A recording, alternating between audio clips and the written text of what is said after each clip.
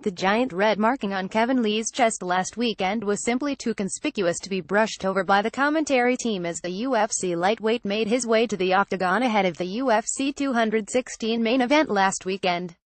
Lee was about to take to the mat for the biggest fight of his career, a shot at the interim 155 pounds title against Tony Ferguson, when veteran color commentator Joe Rogan noticed something strange on Lee's body.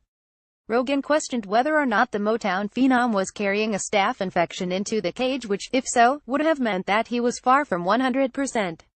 Media should investigate how NSAC allowed Kevin Lee to fight with staph.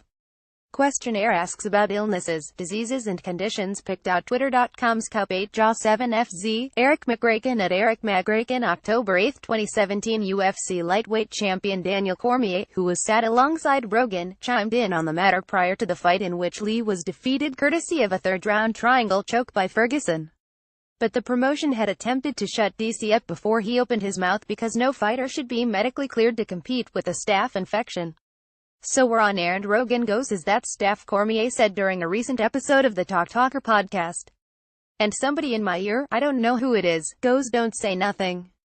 And I was like, what the hell, do I address this, or do I not say anything? So I was like, it is. I couldn't help myself. I go, it is staph. Because it's big and red, and raised up.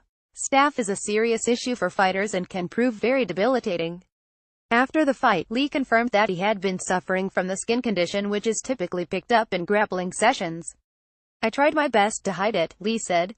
"You know, it's a big event. A lot has been happening with the UFC these last couple events, and I wasn't going to let nobody down. I worked my whole life for this. It was like a culmination of things. But I'm not going to let this stop me."